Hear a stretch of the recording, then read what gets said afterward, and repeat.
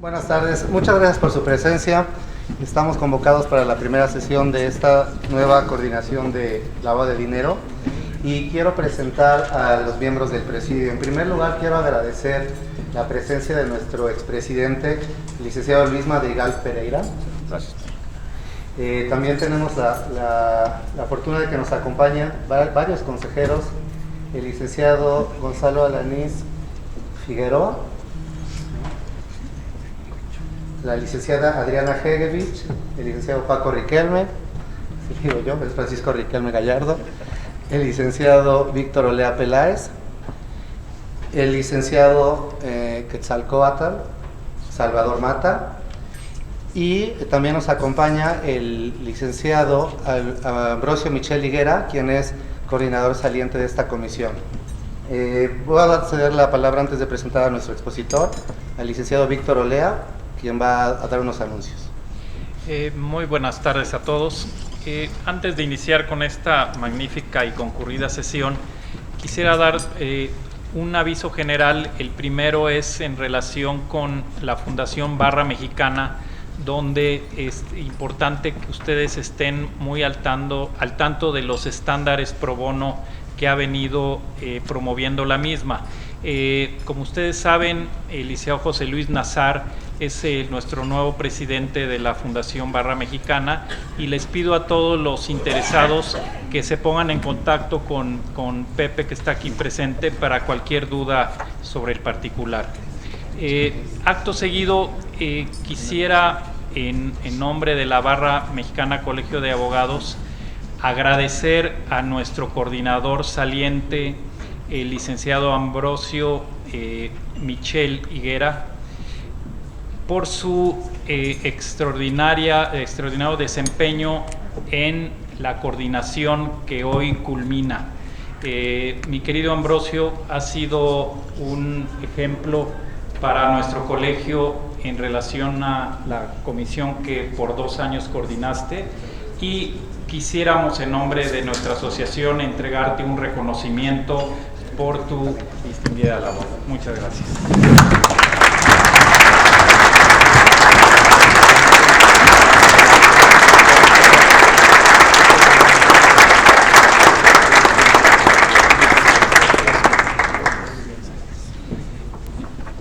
En esas condiciones le cedo la palabra a nuestro nuevo coordinador, el ahora doctor Antonio López, y no sin antes también agradecer la presencia del doctor Santiago Nieto, que es un expositor de excepción para nuestra comisión de lavado de dinero.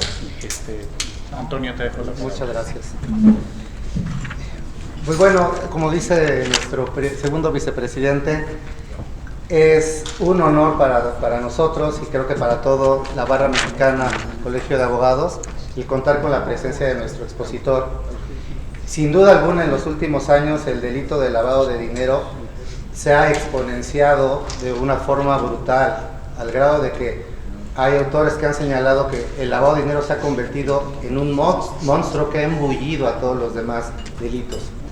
Creo que estas normas, estos delitos, y además todas las acciones que la autoridad tiene que realizar para su combate y desde el aspecto preventivo, son trascendentales y afectan la vida jurídica, política, social, económica de nuestro país. Por eso es trascendente que tenemos ahora encabezando esta lucha contra el blanqueo de capitales, el lavado de dinero, de una persona que realmente es brillante, es talentosa, y nadie podrá negar que además es muy valiente en su labor, en su función como servidor público. Un servidor público de primera, del que me voy a permitir leer un breve extracto de su currículum. El doctor Santiago Nieto es licenciado en Derecho por la Universidad Autónoma de Querétaro y doctor en Derecho con mención honorífica por la División de Estudios de Posgrado de la Facultad de Derecho de la Universidad Nacional Autónoma de México. Es especialista en temas electorales y de combate a la corrupción. Fue asesor jurídico en el Consejo Local del Instituto Federal Electoral en el Distrito Federal y en el Consejo General del IFE de 1997 al año 2000. Se desempeñó como coordinador de asesores y secretario particular de la contadora mayor, me imagino que es Contraloría, mayor de Hacienda de la Asamblea Legislativa del Distrito Federal del 2000 al 2003. En el Poder Judicial de la Federación se desempeñó como secretario técnico en la Secretaría Ejecutiva del Pleno del Consejo de la Judicatura Federal. Ocupó el cargo de secretario técnico en el Instituto de la Judicatura Federal y como secretario de Estudio y Cuenta y jefe de Unidad de Investigación y Difusión en el Tribunal Electoral del Poder Judicial de la Federación durante el periodo 2003 a 2007. En 2008 fue designado por el Senado de la República como magistrado electoral regional, fungiendo durante 3 años como presidente de la Sala Regional Toluca del Tribunal Electoral del Poder Judicial de la Federación. Colaboró como investigador en el Instituto de Investigaciones Jurídicas de la UNAM de 2014 a 2015. En febrero de 2015 fue designado por el Senado de la República como titular de la Fiscalía Especializada para la Atención de Delitos Electorales, la FEPADE. Durante su gestión se enfatizó el combate al financiamiento ilícito de las campañas electorales y el uso de recursos públicos para fines electorales. A partir del 1 de diciembre de 2018 fue designado como titular de la Unidad de Inteligencia Financiera de la Secretaría de Hacienda y Crédito Público, cargo que hasta la fecha desempeña. Aunado a lo anterior, el doctor es profesor de las divisiones de posgrado de la Universidad Panamericana y de la Universidad Nacional Autónoma de México y es miembro del Sistema Nacional de Investigadores Nivel 2. Es autor de 5 libros en materia constitucional y electoral. Ha escrito diversos libros en coautoría y ha participado en más de 40 libros colectivos, así como en diversos artículos en revistas y publicaciones de circulación nacional en temas de financiamiento ilícito a partidos políticos, condicionamiento de programas sociales y peculado electoral. Pues bueno, agradeciendo la presencia de todos ustedes, agradeciendo que esta comisión sea tan participativa. Quiero comentarles que me reuní con el doctor la semana pasada y le enfaticé que nosotros como gremio tenemos un compromiso muy grande en torno a estos temas a los que él está encomendado y le señalé que puede contar con el apoyo de esta comisión. Yo sé que la barra así lo señala y yo sé que esto solo se puede lograr con la participación activa y con el entusiasmo que hoy ustedes han demostrado tener. Sin más preámbulo, porque esto es oro, quiero dejarle el uso de la voz al doctor Santiago Nieto Castillo. Muy buenas tardes a todas y todos, muy honrado por la posibilidad de estar aquí. Quiero agradecer mucho a la Barra Mexicana, Colegio de Abogados, particularmente a la Comisión de Temas Vinculados con el Combate al Lavado de Dinero, al doctor Antonio López. Hemos estado trabajando de forma conjunta en estos últimos días para efecto de poder ir avanzando en temas de interés común de cara a una eventual reforma a la ley de prevención, entre otras disposiciones, entre otras piezas legislativas, y por supuesto para el cumplimiento del informe GAFI. México tendrá que solicitar la recalificación de GAFI el próximo agosto, y esto es muy relevante que todos los sectores que forman parte de la discusión en los temas vinculados al combate al lavado de dinero, a la prevención al lavado de dinero, estemos participando de forma coordinada.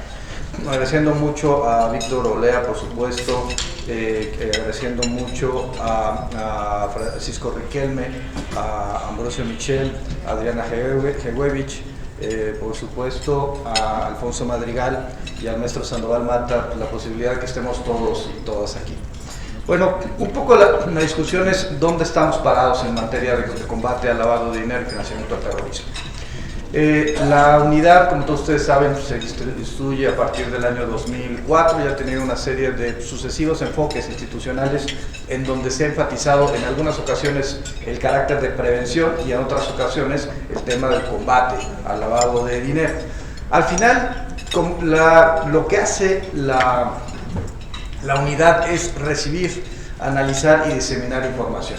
De hecho, si ustedes ven el informe GAFI que se dictó en noviembre de 2017 y que se publicó en enero de 2018, van a encontrar que México ha sido reconocido por el Gafi como un país con un sistema financiero sólido, con un marco normativo aceptable, si bien tenemos algunas lagunas que es importante que se legislen de forma próxima para poder cumplir de mejor forma con los estándares de las 40 recomendaciones de Gafi y sobre todo el tema de la eficiencia, de la efectividad en el cumplimiento de las mismas. Creo que ¿dónde serían los puntos negativos que tiene el informe Gafi para México?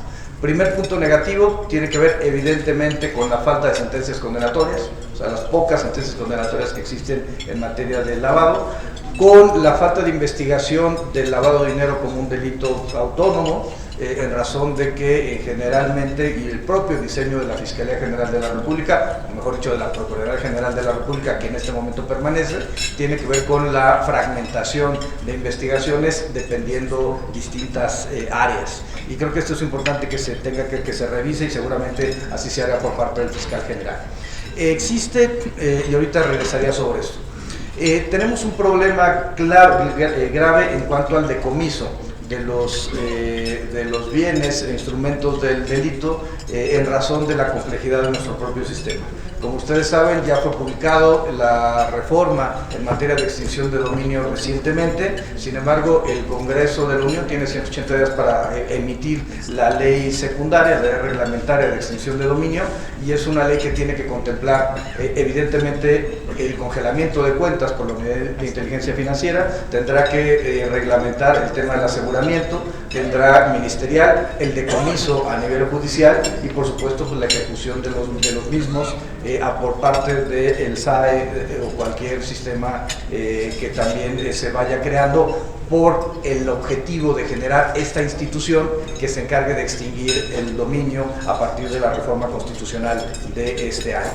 Ahora, yo lo que quisiera plantear es cuál es el problema que tiene la Unidad de Inteligencia Financiera de acuerdo con el reporte Gafi, que es una unidad que disemina muy poca información hacia los grupos que forman parte de los sujetos que pueden recibir la información por parte de la unidad. También hay que decirlo, en realidad el diseminar información implica generar o notas de inteligencia que pueden irse presentando ante las instancias competentes, pero también la presentación de denuncias. En términos del propio artículo 46 de la Ley de Prevención, existe la posibilidad de diseminar no solamente con denuncias ante el Ministerio Público de la Federación por lavado de dinero, sino también se podrían dar vistas a las autoridades administrativas, autoridades de naturaleza penal en el ámbito de las entidades federativas. Esto sigue siendo, es un fundamento legal que existe en este momento, pero creo que es importante que se tiene que empezar a revisar.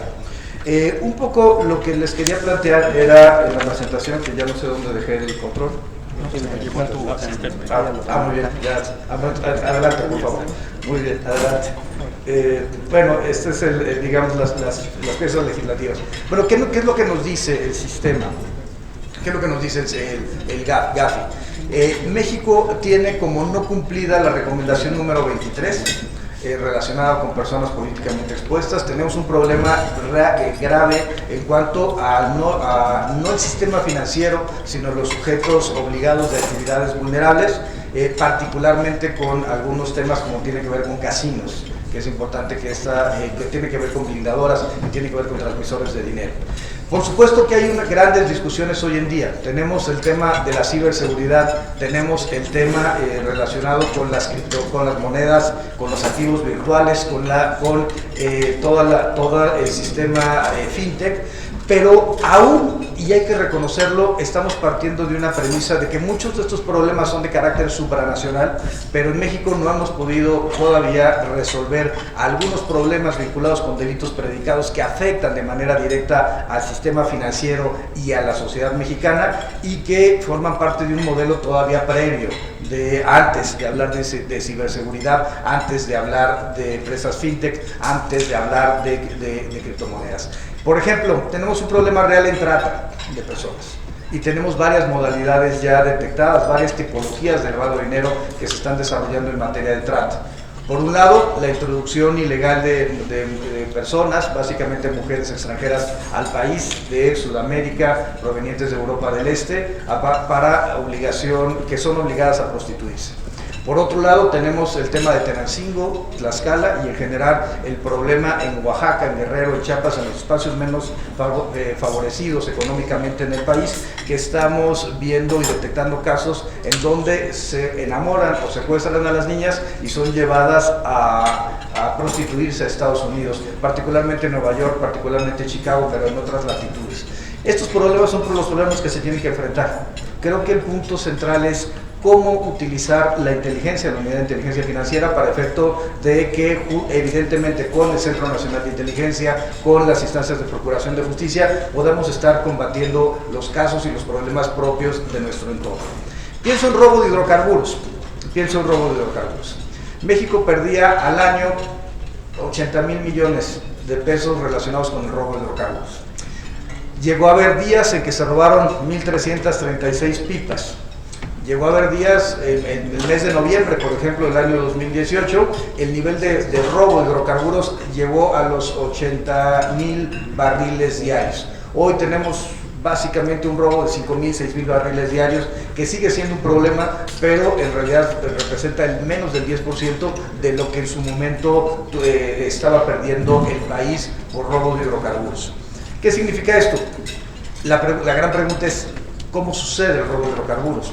Por un lado, evidentemente son la extracción a partir de los ductos, pero también tiene que ver con corrupción a nivel de sindicato de Pemex y a nivel de las propias empresas y por supuesto con la participación de empresarios privados. La venta del hidrocarburo se da ¿dónde? En muchas ocasiones no con la gente que está en bidones en la sierra repartiéndolo, sino se da a partir de las propias empresas mexicanas que están vendiendo y cuyos controles volumétricos son absolutamente dispares. Si ustedes tienen una empresa que le compra menos producto a Pemex y que comercializa más y no hay forma de explicar esa diferencia de control volumétrico, perdónenme, es un tema de robo de hidrocarburos. Hay un caso particular que a mí me gusta mucho relatar, tengo fama de imprudente, ¿no? Y es el caso de Tamaulipas. Tenemos una estación de servicio en Tamaulipas que desde 2016 no le compraba producto a Pemex y seguía operando. Perdón, eso en buen español se llama huachicoleo. Bueno, no un buen español porque ni siquiera es una expresión correcta. Pero bueno, perdónenme, no es otra cosa que robo de hidrocarburos. Y el problema es dónde se materializa ese robo de hidrocarburos, dónde entra el dinero, se vuelve a incorporar al sistema financiero, y esa creo que es la gran discusión pública que debemos tener. Bueno, el objetivo del planteamiento, una atrás, si quieres, el objetivo general, primero fortalecer la prevención e identificación de operaciones con recursos de procedencia ilícita. Se ha planteado por Gafi la necesidad de retomar el concepto de actividad sospechosa, para efecto de que los sujetos obligados puedan reportar alguna actividad que aunque no se haya materializado, que presente algún tema de riesgo para la estabilidad del sistema financiero. Por otro lado, la idea de fortalecer el sistema financiero y las instituciones de inteligencia en el combate al crimen organizado. Ustedes van a ver que una de las finalidades es convertir a varias de las instituciones de inteligencia en espacios de seguridad nacional. Es importante tocar la Ley de Seguridad Nacional. Si ustedes se fijan, la Ley de Seguridad Nacional lo único que redacta es como una especie de reglamento interno o el Centro Nacional de Inteligencia, en su momento el CISEN, pero no hace una coordinación respecto a otras áreas de inteligencia cuya información es fundamental para poder, sobre todo, combatir el lavado de dinero. Cumplir en su totalidad con las 40 recomendaciones del Grupo de Acción Financiera contra el lavado de dinero y, por supuesto, lograr una mayor efectividad de las mismas y mejorar el sistema de bloqueos de cuentas, que creo que es una de las grandes discusiones que debemos de dar desde la perspectiva constitucional. Adelante. Bueno, la fracción parlamentaria de Morena en el Senado de la República ha presentado una serie de iniciativas que en este momento se dictaminan en comisiones, salvo la Ley de Instituciones de Crédito, que ya fue votada en el Senado y que en este momento fue remitida a la Cámara de Diputados para efecto de que se realice lo aprobado por el Senado. Ahora, el primer punto, la identificación de operaciones relacionadas con financiamiento al terrorismo, es evidentemente cumplir con una recomendación de Gafi.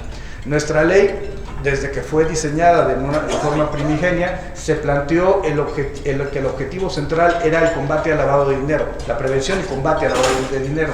Pero Gafi en realidad tiene tres variables, como todos ustedes saben.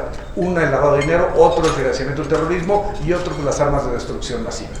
La idea de incorporar el financiamiento del terrorismo tiene que ver con darle cumplimiento a la parte normativa de las recomendaciones de Gafi como uno de los objetivos de la ley. Un segundo punto tiene que ver con la autonomía técnica y de gestión de la unidad de inteligencia financiera. Podemos discutir aquí mucho al respecto. Gracias. Podemos estar discutiendo varios elementos al respecto. Sin embargo, yo creo que la parte más importante tiene que ver con el ejercicio autonómico de la función. Y es algo que hay que discutir. Primero, ¿cuál es el concepto de autonomía? ¿Y a qué nos referimos por autonomía? La Constitución, si ustedes la revisan, en varios de los ámbitos hemos generado, sobre todo en la década de los 90 con la transición democrática, órganos constitucionales autónomos que son fundamentales para el Estado democrático. En los 90 vino el Instituto Federal Electoral en su momento, la Comisión Nacional de Derechos Humanos, el Banco de México, que son órganos esenciales, necesarios, son órganos que tienen paridad de rango con los demás poderes de la Unión y que por tanto es importante su mantenimiento, su sostenimiento. Recientemente, en el sexenio anterior, hubo también una tendencia por generar órganos constitucionales autónomos. Yo honestamente ahí sí les diría, el INE tiene que ser un órgano constitucional autónomo, tengo mis dudas, el Coneval, es decir, tiene que ser un órgano constitucional autónomo, también tendría mis dudas. La pregunta es esencial, es necesario, ¿realmente el INE tendrá paridad de rango con el Poder Ejecutivo, con el Legislativo, con el Judicial? Perdónenme, yo tengo mis dudas al respecto. Entiendo como instancias, comisiones reguladoras, pero entonces la naturaleza jurídica no es de un órgano constitucional autónomo. Ahora, hay que decirlo, ¿es importante la existencia de los órganos constitucionales autónomos? Por supuesto que sí. ¿El INEGI tiene que ser un órgano constitucional autónomo? Evidentemente sí. ¿El INAI tiene que ser un órgano constitucional autónomo? Evidentemente sí. Porque se trata de desarrollar funciones de naturaleza técnica y no política. Y eso permite un mejor equilibrio de poderes. Desde Locke y Montesquieu, la discusión sobre la división de poderes estaba enfocada en cómo se distribuía, no que fuera tajante en tres espacios, pero creo que sí tendríamos que empezar a delimitar entonces cuál sería el concepto de autonomía constitucional. La UIF es una instancia que es una unidad administrativa que forma parte de la oficina del secretario de Hacienda y Crédito Público. Es una unidad, es una UIF, digamos, como ustedes saben, administrativa, no es judicial, no es ministerial, aun cuando hay varios elementos, y no es una edad híbrida, aun cuando varios de los elementos de la iniciativa tienden a que haya una mayor capacidad para efecto de poder conseguir pruebas que puedan ser llevados al diseminarlas, al presentar las denuncias. En este contexto, y también reconociendo que el doctor Carlos Ursúa ha sido absolutamente respetuoso, es una persona absolutamente respetuosa del marco normativo, es un hombre prudente, es un hombre que busca cómo generar mejores condiciones para el ejercicio presupuestal. En realidad, la unidad de inteligencia financiera ha vivido una autonomía técnica y de gestión. Digamos que los errores son míos, que quede claro. Pero aquí la parte más importante es qué tipo de autonomía. Yo creo que las autonomías tienen que estar fundamentadas por lo menos en 4 modelos. La autonomía política, los mecanismos de nombramiento; las autonomías administrativas, posibilidad de designación al interior; las autonomías jurídicas, la posibilidad de generar ciertas normas autorregulativas; y por supuesto la autonomía presupuestal. En la medida que esos elementos se tomen en cualquier tipo de órgano constitucional autónomo o cualquier tipo de órgano dotado de autonomía a nivel legal, creo que será importante. Y Gafi ha insistido mucho en la autonomía de los órganos para efecto de no tener problemas como en El Salvador, como en Argentina, donde las unidades de inteligencia financiera hicieron pública información que había venido de Egmont y que había venido de los grupos internacionales en contra de las propias previsiones que existen en la materia por una finalidad más bien de naturaleza política. Tercer elemento, establece a nivel local las UIPs. Esta parte es una parte importante. Hoy no tenemos posibilidad de tener conocimiento completo de temas relacionados con catastro, registro público de la propiedad y de comercio, impuestos prediales, ciertas actividades relacionadas con las secretarías de finanzas a nivel local, los impuestos sobre nómina, temas relacionados con servidores públicos locales, con los PEPs locales. No hay posibilidad de tener esa información en este momento con el sistema, a pesar de que el sistema de la Unidad de Inteligencia Financiera es de los más robustos del país. ¿Qué se requiere? Bueno, ¿cuántas WIPs tenemos? 10. ¿Cuántas funcionan? 7. Claro, y el problema es, perdónenme, tenemos 22 entidades federativas que no están teniendo o sistematizando este tipo de información. La WIF de la Ciudad de México fue creada con un modelo en la época de Marcelo Ebrard. Creo que funciona de forma adecuada. Tamaulipas y Puebla encontramos elementos que pueden funcionar para efecto de contar con la información. Y aquí la gran pregunta es, ¿y dónde tiene que estar la WIP? La WIP tiene que estar en finanzas. Si está en finanzas tenemos una gran ventaja, y esa ventaja es tener información de una forma mucho más fácil. Ahora, ¿qué es lo que está sucediendo en este momento? Se están creando WIPs a nivel de fiscalías generales y a nivel de secretarías de seguridad pública, en virtud de que el mecanismo, el modelo que se ha diseñado con la Secretaría de Seguridad y Protección Ciudadana es la generación de WIPs que permitan tener esta información, pero al tratarse de fondos FASP, de fondos relacionados con seguridad pública, se focaliza que sean en estos dos ámbitos. ¿Qué es lo mejor? Yo le diría lo que sea más eficaz. La ley de prevención de las operaciones con recursos de procedencia ilícita creó una unidad, la UEA, que tiene la competencia para judicializar las carpetas de investigación. Más o menos cómo andamos en temas de números, porque esto es importante. Más o menos CEIDO estaba asegurando 800 millones de pesos durante 2018. La OEAF, mientras tanto, estaba asegurando 245 mil pesos. Perdón, la diferencia es muy grande. Y esto tiene que ver, sí, con diseños institucionales, sí, con falta de apoyo, sí, con las características del número de personas con las que se trabaja, pero también yo creo que con dos temas importantes. Así como es importante el diseño institucional, el otro elemento fundamental para combatir cualquier tipo de delito es la voluntad política. Existiendo ambos elementos se puede avanzar. Si existe un buen diseño institucional y no hay voluntad política, esto puede frenarse. Y si hay mucha voluntad política pero no hay diseños institucionales idóneos, déjenme ponerles un ejemplo. ¿Cómo hacemos para hacer pública la información de la Auditoría Superior de la Federación? Pues se presentan informes, ¿no? ¿Cómo hacemos para diseminar, de acuerdo con la ley, la información que tiene la Unidad de Inteligencia Financiera? Pues en realidad no tenemos un mecanismo. Les digo, más allá de la denuncia, más allá de las vistas administrativas. Y la pregunta es, las notas de inteligencia, ¿cómo se pueden diseminar? ¿Será importante que la ciudadanía las conozca en abstracto? La discusión en concreto queda muy claro que no, en virtud de que se trata de denuncias que tienen que llegar a los órganos jurisdiccionales. Después discutimos lo de que ustedes están pensando en este momento. Pero el punto es, las WIPs nos tienen que dar un tipo de información que en este momento no contamos, y que las operaciones de lavado de dinero pueden darse ahí, en los ámbitos de naturaleza local, y que es importante que podamos estarlo encontrando.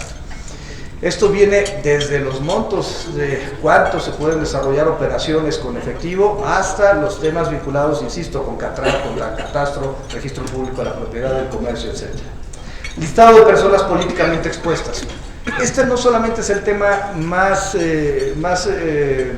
menos desarrollado en México, sino que realmente puede ser un mecanismo que podríamos utilizar para poder buscar la recalificación del país. Creo que a todos nos conviene tener una mejor calificación a nivel internacional por parte del Grupo de Acción Financiera, y creo que es importante hacerlo en los parámetros supranacionales. El lavado de dinero, como ustedes saben, es un delito de carácter transnacional, y si no se entiende con una dimensión transnacional, con un enfoque transnacional para su combate, en realidad estaremos haciendo muy poco. Bueno, ¿qué fue lo que hizo la administración anterior? Publicar en el Diario Oficial de la Federación un catálogo de cargos. ¿Cuál es el problema con este catálogo de cargos? A mí, ¿de qué me sirve saber quién es el titular del Instituto Nacional de Migración? Si soy un sujeto obligado, si formo parte del sistema financiero o en actividades vulnerables. Pues en realidad no me interesa cuál es el cargo del Instituto Nacional de Migración, sino quién es la persona física que detenta ese cargo, para poder entonces empezar a relacionar y generar las redes de vínculos para poder encontrar inclusive más adelante los beneficiarios finales. ¿Cuál fue la discusión en México? La discusión fue: no vamos a violar el derecho a la intimidad, a la vida privada de las personas.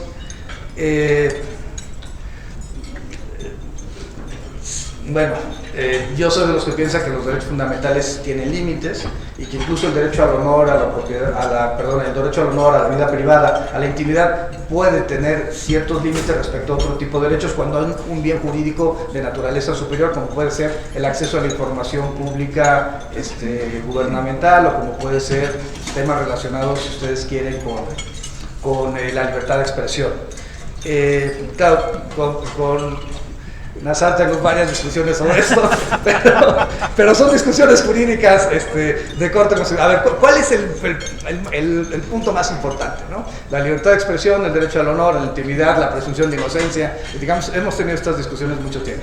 Pero a ver, el punto central, un abrazo, pero el punto central aquí es: necesitamos tener una base de datos. Esa base de datos lo tiene la Secretaría de la Función Pública, evidentemente lo tiene la Secretaría de Gobernación, y queremos, y estamos, por eso celebramos un convenio con la Secretaría de la Función Pública para tener acceso a la base de datos de los servidores públicos, y que los sujetos obligados, cuando tengan que identificar y tener una debida diligencia diferenciada en el caso de personas políticamente expuestas, puedan mandar un correo electrónico, como hoy se hace, o mandar un mensaje a una base de datos, como hoy lo hace el INE con el sistema bancario, para efecto de decirle si esa persona es o no PER, y por tanto que tendría que generar un mecanismo de mejor análisis respecto y recabación de información.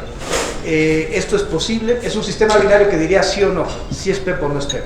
Y con esa información los sujetos obligados, sobre todo en actividades vulnerables, podrán saber si con quien están interactuando es con una persona políticamente expuesta. La identificación del beneficiario final es otro de los temas centrales.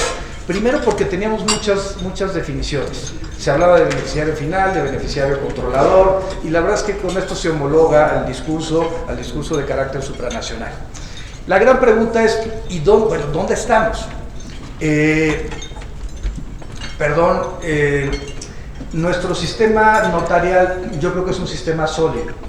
Es un sistema del civil law, es un sistema pensado en la seguridad jurídica, y bueno, en realidad el modelo internacional lo que ha hecho es introducir mecanismos de fe pública vinculados con un sistema más relacionado con el common law que con el civil law. No pasa, digamos, esto finalmente es una discusión de naturaleza teórica. La pregunta es cómo se aterriza frente a los casos de lavado de dinero. Hoy los notarios generan las protocolizaciones de las sociedades mercantiles que se constituyen frente a ellos, pero la modificación de los accionistas, la modificación de los porcentajes de participación en las sociedades ya solamente se hace a partir de lo puede realizar ante el notario público, pero no es obligatorio. Se realiza ante la Secretaría de Economía a partir de la reforma mercantil del sexenio anterior. Yo tengo honestamente mis dudas sobre esto. Pero creo que la parte más importante es: se necesita tener los datos de quiénes son las personas que finalmente constituyen las sociedades mercantiles y quiénes son las personas que realmente se convierten en el controlador, en el beneficiario final de las mismas. Me tocó conocer de un caso en donde una empresa en Panamá recibió $1 millón de dólares en una cuenta que tenía allá, y resultaba que el dueño de la cuenta era un despachador de gasolina de Poza Rica que ni siquiera tenía pasaporte. Jóvenes de 19, 20, 21, 24 años que tienen un perfil transaccional que no los llevaría a tener el nivel económico con el que tienen, o simple y sencillamente el código postal. Perdónenme, sociedades constituidas en Ixtapalapa o no, Ixtapaluca, es decir, realmente para estar recibiendo, no es una no se tome como una expresión peyorativa en ningún supuesto, pero si resulta que la casa es una casa abandonada en una colonia popular, en donde resulta que es una empresa que factura o recibe en sus cuentas depósitos en efectivo, transferencias que no tienen que ver con el perfil, perdónenme, ya estamos en un problema real, y ahí lo importante es buscar entonces cuál es el beneficiario final, realmente la persona que está obteniendo un beneficio de la actividad de lavado de dinero. La UIF es una instancia de seguridad nacional, se retoma esto en la iniciativa que presentó Morena, y bueno, el establecimiento del cálculo en cantidades monetarias de UMAS, pues esto es algo que ya venía desde la reforma constitucional, se había hecho el propio planteamiento en los artículos transitorios, y así ya operaba. Sin embargo, la ley seguía hablando de salarios mínimos. Esto lleva al último punto, que son las medidas de control a quienes realicen actividades vulnerables. Uno de los temas relacionados con los sujetos obligados por actividades vulnerables, las APNFDs, que es importante que desarrollen, uno, capacitación, dos, que cuenten con un auditor externo. Aquí habría que desarrollar en las reglas, en el reglamento y en las reglas secundarias qué entenderemos, qué se debe entender por un auditor externo. Pero yo creo que ahí es donde las asociaciones, ¿no?, de profesionistas nos pueden apoyar mucho para efecto de generar no solamente la capacitación a las APNFDs, sino también la posibilidad de desarrollar estas actividades de auditoría. La presentación de informes, los requisitos y nuevas sanciones en aquellos casos en donde exista el incumplimiento de las normas en materia de la ley de prevención, o estamos en presencia de reincidencias. Ahora, creo que el cambio que se empieza a generar aquí es brindar cierta seguridad jurídica en los temas de acumulación. Aquí había cierta duda, esto había sido ya motivo de análisis por parte de la interpretación que desarrollaba la Unidad de Inteligencia Financiera, pero un poco cuando se van acumulando las operaciones, cuando esto nos lleva a tener claridad para la presentación de los avisos por parte de los sujetos obligados. La incorporación de la Ley General de Títulos y Operaciones de Crédito como una norma supletoria, y algún tipo de información que no teníamos, como son sindicatos, partidos políticos, coaliciones y candidaturas, así como dirigentes partidistas. Espero no herir ningún tipo de susceptibilidades, pero esto es un problema también que existe. Primero, dirigentes sindicales. Parte de las operaciones de lavado de dinero están relacionadas con sindicatos blancos, y parte también están desarrollados con sindicatos que diseminan el recurso a partir de mecanismos, operaciones de pitufeo, que ingresan o reciben recursos a través de pitufeo, pero que lo hacen a veces a través de tarjetas, a veces a partir de dinero en efectivo, y esto finalmente se trata de extracción de dinero, en muchas ocasiones relacionadas con actos de corrupción que terminan vulnerando o generando un daño al sistema financiero del país. Creo que la parte de partidos políticos. Los partidos políticos tienen derecho a recibir financiamiento público. La Constitución dice que el financiamiento público está por encima del financiamiento privado. Sin embargo, cuando hay peculado electoral, desvío de recursos públicos para fines electorales, cuando estamos en presencia de actos de corrupción política, por supuesto, la contratación de empresas fachada. Si ustedes se fijan, habíamos pasado de un modelo de pago de diezmo a un modelo de moches, y después de ahí vinieron las empresas fachada. El problema con las empresas fachada es que es competencia desleal para el empresariado mexicano, porque terminan quedándose con toda la operación. Y esto, perdónenme, pues es algo incompatible con un sistema de rendición de cuentas, de transparencia. Ahora, yo lo que iría es, sobre temas importantes, se ha planteado también las medidas y procedimientos para la prevención de financiamiento al terrorismo en recepción y destino de donativos. Esto también tiene que ver con Gafi. Gafi lo que pide a las organizaciones sin fines de lucro es que estas organizaciones sean revisadas para efecto de evitar que exista financiamiento del terrorismo a partir de las mismas. Es muy dado que de países, sobre todo del Medio Oriente, se empiecen a recibir donativos a organizaciones de este tipo y que sean utilizados para poder financiar o trasladar a combatientes extranjeros o generar redes de financiamiento. Recordemos que el financiamiento al terrorismo implica no solamente el recurso económico, sino la prestación de cualquier tipo de apoyo para los combatientes extranjeros. Y si bien México no tiene un problema de terrorismo en nuestro país, lo cierto es que nuestra perspectiva geopolítica con Estados Unidos nos lleva a plantear que puede ser utilizado como un mecanismo de traslado de personas y de finalmente generación de recepción de recursos para el terrorismo. Lo cual me lleva a la discusión sobre los migrantes, lo cual me lleva a la discusión de que es necesario tener mayores controles en los OXXOs, en los dispersores de dinero. Al final del día, ¿qué es lo que estamos viendo con muchas de las caravanas de migrantes de hondureños o salvadoreños? Es que se empiezan a recibir dinero a partir de dispersores de dinero donde no hay necesidad de identificarse, o donde, mejor dicho, existiendo la obligación jurídica de identificarse, esto en el plano fáctico no se realiza porque no hay una supervisión adecuada, como también ha sido esto señalado por el informe Gafi, particularmente en el Servicio de Administración Tributaria. Yo creo que con Gibson esto va a cambiar en el Servicio de Administración Tributaria. Creo que es importante, pero la relación entre WIF y actividades vulnerables del SAT es absolutamente indispensable para poder revisar este tipo de casos, particularmente en dispersores de dinero, en trasladadores de dinero, pero también en joyeros, también en blindaje de autos, etc. Ahora, vuelvo al tema de cuál es el problema final. ¿Cómo hacemos para diseminar la información? Yo creo que es importante que se rindan informes.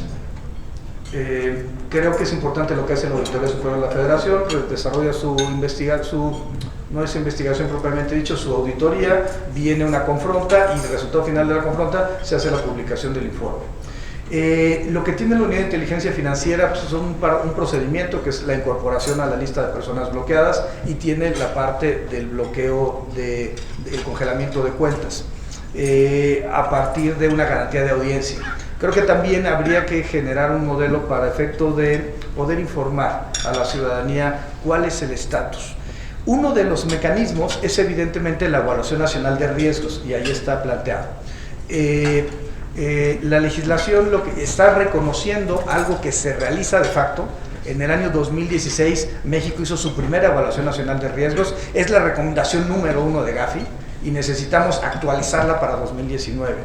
Y es ahí donde la invitación a la barra es que podamos trabajar de manera conjunta este tema. Creo que ya hubo información que fue diseminada para efecto de que se pudiera contestar por parte de ustedes, y un poco después va a ser necesario generar reuniones de trabajo, acercamientos, y que participen ustedes en la redacción y elaboración de la Evaluación Nacional de Riesgos para que se presente ante el Grupo de Acción Financiera. Hay una facultad, se está planteando una facultad para informar a la Procuraduría Fiscal de la Federación por la posible existencia de un delito de naturaleza fiscal, y está la posibilidad, esto lo ha planteado el secretario Durazo, de que dentro de la Guardia Nacional exista una unidad que sería una guardia financiera, muy similar a lo que tiene España, a lo que tiene Italia, para efecto de poder incluso ser primer respondiente y obtener datos de prueba. Como ustedes saben, la información que genera la UIF no es un dato de prueba, es información de inteligencia, y por tanto lo único que hace es plantear un indicio, una mapa de ruta hacia donde el Ministerio Público puede desarrollar su investigación, requerir a partir del juez de control si permanece ese criterio de la Suprema Corte de Justicia de la Nación, o directamente, si prevalece el otro criterio que está en este momento discutiéndose, directamente el Ministerio Público pueda solicitar al sistema financiero la información de los estados de cuenta, a la Comisión Nacional Bancaria y de Valores, de las declaraciones fiscales ante el Servicio de Administración Tributaria, y así poder integrar las carpetas de investigación y poder judicializar los casos. Adelante, por favor. Bueno, aparte de la ley de prevención, el paquete de reformas está relacionado con el Código Penal Federal. Aquí hay un tema que en realidad habíamos dejado de lado que era el delito de financiamiento al terrorismo, no porque no existiera el delito, sí existía, sino para que hubiera un reconocimiento expreso de que se podía sancionar a personas morales. Como sabemos, la reforma constitucional del año 2008, la instrumentación del Código Nacional de Procedimientos Penales, establece que la responsabilidad penal ya no es solo de la persona física, sino también puede haber responsabilidad de la persona moral, por determinados delitos. ¿Quién sabe por qué delitos electorales no está contemplado, ¿no? Yo creo que los partidos decidieron que no estuviera el delito electoral, porque eso hubiera implicado una discusión de si se puede o no disolver un partido político vía la comisión de un delito penal electoral. Pero más allá de eso, aquí la discusión es, no teníamos reconocido el delito de financiamiento del terrorismo como uno de los delitos que las personas morales, por los que las personas morales podrían ser sancionadas y disueltas por la participación. Evidentemente aquí habría que generar la teoría del levantamiento del velo y la introducción para determinar qué personas físicas son responsables dentro de la persona moral del cometimiento de una conducta delictiva. El Código Nacional de Procedimientos Penales, la idea de que si se disolvía una persona moral, el producto de la liquidación no pudiera ser, o que fuera liquidada, no pudiera ser constituida una nueva persona moral. Porque ¿qué estamos encontrando sobre todo en factureros? ¿Y qué estamos encontrando sobre todo en temas de empresas fachadas? Sí se disuelven, pero después se constituye una nueva empresa que se dedica a lo mismo. Y entonces esto es algo que necesitamos, que se requiere que exista un tipo de norma expresa que prohíba. El siguiente punto, pues la Ley General del Sistema Nacional Anticorrupción. México, desafortunadamente, según el informe que presentó hace un mes Transparencia Internacional, México cayó nuevamente y somos el país 138 de 180 países, considerado como el más corrupto del mundo. Segunda característica que tenemos es que estábamos en 29 puntos, ahora estamos en 28, de una escala de 0 al 100, estamos más cerca de Somalia, que tiene 8 puntos, que es el país más corrupto del mundo, y estamos muy lejos de Dinamarca, de Nueva Zelanda, etc. ¿Por qué caímos tanto? Hay muchas explicaciones posibles, pero luego me dicen que politizo las cosas, entonces no lo voy a hacer. Pero yo creo que lo que necesitamos son diseños institucionales. ¿Qué pasaría si el SAT y la UI formaran parte del Sistema Nacional Anticorrupción? O la FEPADE, o el INE. A ver, no se trata de ir a votar dentro del sistema, sino estar como invitados permanentes y poder rendir informes confidenciales, evidentemente, para la toma de decisiones institucionales. ¿Qué pasaría si pudiéramos tener estos task force, estos grupos de trabajo, para poder detectar los casos y entonces trabajarlos de forma coordinada con Función Pública, con Fiscalía General de la República, con Fiscalía Anticorrupción?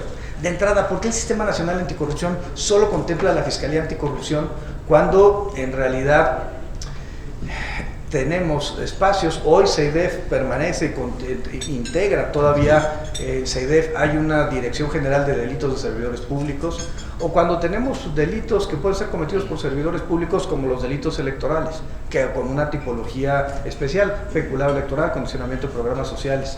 Creo que todo esto lleva a la conclusión de que es necesario generar mejores mecanismos para el Sistema Nacional de Anticorrupción. Es una buena idea, pero es importante que esta buena idea se mejore, se fortalezca. Como ha dicho el fiscal Gertz Manero, tenemos un problema de impunidad, un 98% de casos. Lo dijo el doctor Raúl Cervantes, el último Procurador General de la República que tuvo el país. Él también hablaba de un nivel de 98% de impunidad. La pregunta es, ¿por qué? ¿Y cómo hacemos para efecto de que las reglas del sistema procesal penal acusatorio apoyen al modelo? Creo que esto tiene en gran medida relación de cómo hay que reformular el Sistema Nacional Anticorrupción y cómo yo creo que la Unidad de Inteligencia Financiera podría proporcionar información precisa, porque uno de los problemas del lavado de dinero más fuertes es el tema vinculado con la corrupción. Llámese peculado, llámese enriquecimiento ilícito, llámese temas de defraudación fiscal, llámese factureras, llámese empresas fachada, llámese cohecho. Ustedes pueden encontrar grandes elementos o grandes actos de lavado de dinero vinculados con la corrupción de naturaleza gubernamental. Pensemos lo que sucedió en Chihuahua, pensemos lo que sucedió en Veracruz, pensemos lo que sucedió en Quintana Roo, pensemos lo que sucedió en Nayarit, solamente por poner ejemplos, en Sonora, solamente por poner ejemplos de esta problemática que les estoy planteando. Y eso lleva a discutir algo que es muy relevante y es la Ley de Seguridad Nacional. Por supuesto, no podemos confundir seguridad pública con seguridad nacional, no podemos confundir seguridad interior con seguridad nacional, con seguridad pública, pero yo creo que sí hay que reconocer que cuando el Centro Nacional de Inteligencia, con otras instituciones del Estado mexicano, elaboran el mapa de amenazas a la seguridad nacional, uno de los elementos que hay que tomar en consideración es el lavado de dinero. Por supuesto, el financiamiento del terrorismo también, son amenazas a la seguridad nacional. ¿Y por qué son amenazas a la seguridad nacional? Porque pueden generar, imagínense la introducción ilegal de recursos por parte de la delincuencia organizada, ¿no? Por parte del crimen organizado, por parte de los cárteles. Cómo vimos surgir al cártel Santa Rosa de Lima, cómo se ha fortalecido el cártel del Golfo a través de robo de hidrocarburos, cómo se ha fortalecido el cártel Jalisco Nueva Generación y cómo se ha armado. Y la multiplicación de las conductas delictivas asociadas con ellos. Yo creo que este es un elemento importante, insisto, de diseño institucional para que la UIF forme parte del sistema de seguridad nacional y para que el lavado de dinero forme parte de uno de los riesgos que tenemos como país. Bueno, adelante. Esto está en este momento evidentemente en la... cuando me tenga que callar... No, adelante, por favor. Yo tengo la mala costumbre de ponerme a hablar. Entonces, los que me conocen lo saben, en muchos sentidos. Pero dice el presidente, mi pecho no es bodega, ¿no? Pero a ver, déjame plantear esto. Ley de instituciones de crédito. Ley de instituciones de crédito. Hay una discusión muy importante. Primero, hay un amparo en revisión, el 1214/2016, que básicamente lo que digo es que el artículo 115 de la Ley de Instituciones de Crédito era inconstitucional porque vulneraba el principio de garantía de audiencia. En realidad yo creo que no, estaban las disposiciones de carácter general en la 74, pero en realidad pues, la Corte dijo que sí. Ahora, ¿esto cómo se resuelve? Yo creo que es muy fácil, incorporando a nivel legal la garantía de audiencia que ya existe. Segundo, vulnera el principio de presunción de inocencia. Pues en realidad estamos en presencia de una medida cautelar, no hay una definición de fondo. Discutámoslo, pero estamos hablando y nuevamente insisto en el tema de la ponderación de los valores como parte del enfoque. Tenemos la presunta comisión de una conducta delictiva que vulnera el sistema financiero, el lavado de dinero. Y por otro lado tenemos la presunción de inocencia y por tanto que alguien no pueda recibir una afectación hasta en tanto venga una sentencia ejecutoriada. El problema es que si nos esperamos, a ver, el problema de la garantía de audiencia es que si la hacemos previa, ¿qué es lo que van a hacer las personas? Pues van a sacar el dinero. ¿Qué pasa si el tema de la presunción de inocencia no vemos el bloqueo de cuentas como una medida precautoria? ¿Cuál sería el resultado? Pues, perdónenme, tendríamos que esperar a la judicialización de la carpeta de investigación, que evidentemente ahí los sujetos, los imputados ya tendrían conocimiento del acto y podrían mover sus recursos. Se trata de un primer mecanismo para evitar que haya afectaciones. Espero que no haya ningún tipo de susceptibilidad, pero ¿qué tiene que hacer una universidad pública recibiendo 156 millones de dólares? ¿No? Ese es el tipo de cosas que tenemos que tener en mente, ¿no? Ahora, y que invade las competencias del Ministerio Público en lo que se refiere a la facultad de investigar y perseguir delitos. Mi punto de vista aquí es que no hay una invasión a la esfera de competencias. Creo que hay que dejar muy claro que lo que hace la unidad es recibir, analizar y diseminar información, que puede ser a partir de denuncias, bloqueos, notas de inteligencia, etcétera. Pero no hay una facultad indagatoria, es decir, no hay una facultad para poder integrar una carpeta de investigación, para poder allegarse pruebas, e insisto, las notas de inteligencia o la información de inteligencia, pues no es prueba plena, y por tanto, en el mejor de los supuestos, será un indicio que pudiera tomar el Ministerio Público para, como yo decía hace un momento, tener un mapa de ruta hacia dónde tiene que ir la investigación. Ahora, La segunda sala dice que es una medida cautelar de índole administrativo y a partir de la información recabada por la UIF, el Ministerio Público podrá ejercer sus atribuciones. Pero ello no implica que la emisión de la lista de personas bloqueadas fue una disposición de carácter penal. Yo, por supuesto, aplaudí a la segunda sala por esta resolución. Sin embargo, hay un criterio también de la segunda sala, diferente, que es el del 806/2017. En este criterio, lo que plantea la segunda sala y generó una jurisprudencia es una interpretación conforme. Como sabemos, a partir del asunto Varios 912/2010, la Suprema Corte de Justicia señaló cuál era la metodología para plantear la inconstitucionalidad de una ley. Y se dijo hay que partir de la presunción de constitucionalidad, después hacer una interpretación conforme en sentido amplio, después hacer que implica una interpretación sistemática de las normas que forman parte del sistema, una interpretación conforme en sentido estricto, y solamente en caso de que no hubiera una interpretación conforme válida, entonces declarar la inconstitucionalidad. Pero digamos es la última ratio, es el último elemento en la metodología que ha planteado la Suprema Corte. Y en este caso en particular lo que señaló fue que, adelante por favor, que cuando viniera de algún tipo de autoridad extranjera, una petición de autoridad extranjera, que viniera de la lista, por ejemplo, la lista OFAC, o que viniera, por ejemplo, de un cumplimiento de una resolución del Consejo General de las Naciones Unidas, era constitucional el bloqueo, pero no era constitucional cuando viniera de un procedimiento a nivel local. Eso en razón de lo que ya hemos comentado, que tiene que ver con la garantía de audiencia. Adelante, por favor. Lo que está planteando la iniciativa es, primero, tener la garantía de audiencia a nivel legal. Y yo creo que valdría la pena explorarlo. Además es una instancia que podría mejorar y movilizar los planteamientos de los abogados, los abogados, llevar los casos ante la garantía de audiencia y que esto permitiera, en su caso, revocar el congelamiento de cuentas, como coloquialmente llamamos a la incorporación de una persona a la lista de personas bloqueadas. El otro punto tiene que ver con tener un procedimiento de incorporación a la lista de personas bloqueadas, señalando las causas por las cuales se puede incorporar a una persona. Reportes inusuales, reportes relevantes, reportes ahora con la reforma legal sospechosos, para efecto de corregir esa violación a la Constitución y generar una protección al sistema financiero, a la economía y a la seguridad nacional. Por ello, esto fue una discusión en la Cámara de Senadores. Hubo dos planteamientos. El primer planteamiento del senador Damián Cepeda, diciendo que la Corte ya había declarado de forma general la inconstitucionalidad de la norma. Esto no es así. Lo que hizo fue una interpretación conforme para señalar cómo debe leerse el artículo para ser considerado constitucional.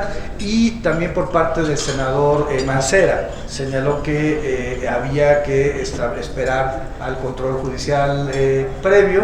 El problema con esta perspectiva es que nos dejaría fuera del estándar internacional. El estándar internacional lo que hace es generar que las WIF sean administrativas, sean ministeriales o sean policiales, puedan tener este mecanismo previo para efecto de que después la autoridad ministerial desarrolle sus funciones. Ahora, la idea es que también la Secretaría de Hacienda pueda promover la extinción de dominio de los recursos bloqueados. Hoy en día se congelan las cuentas y mientras se desarrolla el procedimiento se aseguran ante el Ministerio Público y en su caso llegamos al decomiso frente a la instancia judicial, pues todos los intereses que se fueron generando pues quedan en manos de la banca privada. Creemos que si esto se va a la Tesorería de la Federación sería un mejor espacio, previendo que además hay otras materias donde esto ya se hace.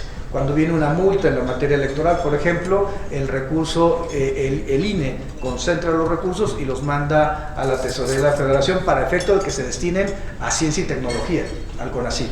Podemos generar un modelo y a partir de aquí estamos planteando que la resolución pueda ser impugnada ante el Tribunal Federal de Justicia Administrativa como un mecanismo para efecto de cumplir con los procedimientos establecidos en los tratados internacionales, en la propia Constitución, de tener siempre dos mecanismos procesales de defensa para efecto de salvaguardar los derechos fundamentales de las personas. Ahora, nosotros, bueno, ¿cuál es el objetivo? En julio tiene que estar terminada la evaluación nacional de riesgo, la actualización de nuestra evaluación nacional. ¿Qué nos dice la evaluación nacional? Tenemos problemas con el flujo de efectivo, tenemos problemas en temas relacionados con la corrupción, tenemos problemas evidentemente vinculados con los grupos delincuenciales, particularmente delincuencia organizada a través del traslado de drogas. Hay que reconocer que, pero también es armas, también es trata de personas, también es esclavitud, ¿no? Entre otros elementos que se pueden ir incluyendo, incorporando, visibilizando a partir de las herramientas con las que cuenta la Unidad de Inteligencia Financiera. En agosto se tiene que solicitar la recalificación, evidentemente siempre y cuando estas iniciativas pasen en la Cámara de Senadores, si los senadores tienen a bien aprobarlas, si los diputados tienen a bien aprobarlas, y evidentemente si no viene una acción de inconstitucionalidad o algún tema que tenga que permitir que la Suprema Corte dé la última visión, como es en un sistema democrático, respecto a la interpretación constitucional de las normas, o mejor dicho, respecto a la constitucionalidad de las normas secundarias. Si en agosto pues, se pide, ¿qué pasaría después? Vendría el Fondo Monetario Internacional, va a venir Gafi a revisar no solamente el cumplimiento de la parte normativa, eso es fácil, sino también ver qué tan eficiente es el sistema. Es decir, qué tanto hemos logrado construir o consolidar un sistema que nos permita detectar los casos de lavado de dinero, financiamiento del terrorismo y armas de destrucción masiva, y sobre todo yo creo que la parte más importante para México es cómo estamos operando esto en los problemas que tenemos en nuestro país. Tenemos una serie de problemas graves y la pregunta es, insisto, vuelvo al tema de la trata y vuelvo al tema del tráfico de armas, vuelvo al tema del tráfico de drogas, vuelvo al tema del tráfico de migrantes, y la pregunta es cómo cada uno de los sujetos obligados por actividades vulnerables, lo cual incorpora evidentemente a los abogados, a los contadores, o las abogadas, los abogados, los contadores, las contadoras, al sistema notarial, al sistema de corredores públicos, a los desarrolladores inmobiliarios. ¿Cómo hacemos para poder tener claros los riesgos en los cuales nuestra actividad se mueve y sobre todo poder combatir los grandes flagelos que están hoy en día sacudiendo a la sociedad mexicana? Al final, creo que las instituciones tienen que funcionar para lo que fueron diseñadas. La Unidad de Inteligencia Financiera tendrá que funcionar para recibir, analizar y diseminar información vinculada con el lavado de dinero y los delitos predicados. Y perdónenme, delitos relacionados tenemos, hoy hemos hecho una recolección por lo menos de 10 o 15 delitos que van desde el robo de hidrocarburos hasta el financiamiento ilícito de las campañas electorales. En todos esos delitos relacionados hay operaciones de recursos con procedencia ilícita, hay lavado de dinero y son afectaciones al sistema financiero. Yo creo que nos conviene a todos, pues que al país le vaya bien. ¿Qué le conviene al país? Yo creo, siempre lo he pensado, le conviene que al gobierno le vaya bien para que al país le vaya bien. Le conviene que a la sociedad en su conjunto le vaya bien. Y por supuesto hay que elevar el nivel de exigencia a las autoridades, a todas nosotros, pero también un nivel de coparticipación y de coordinación. O sea, realmente este es un tema nacional, es un tema, es más, si me permiten, a mí es supranacional, y creo que más allá de cómo rendimos los avisos, si el layout me gusta o no me gusta, más allá de si la interpretación que hace la dirección normativa me gusta o no me gusta respecto a algún artículo de la ley de prevención, lo que necesitamos ver es cómo nos coordinamos todos para combatir estas prácticas. Yo creo que actividades vulnerables del SAT no debe ser un órgano persecutor. Al contrario, lo que necesitamos es información Mientras más información tengamos sistematizada, entonces podremos armar mejores casos y llevarlos a la Fiscalía General de la República, a las fiscalías locales, a la Secretaría de la Función Pública y poder tener el combate a otro de los males, que es la impunidad. En la medida en que logremos eso, creo que nuestro sistema va a estar fortalecido, más fortalecido. Yo prometo ser prudente, pero pero creo que es importante que no, se vale, al final del día es un tema de convicciones, ¿no? Y se vale tener convicciones, se vale mantenerlas y se vale pelearse. Pero lo importante es que las instituciones funcionen para lo que fueron diseñadas. Creo que esa es la parte central de todo el sistema democrático, y creo que la labor de la UIF no puede desarrollarse si no están ustedes acompañándonos en este proceso. Pues muchas gracias a todos y todas.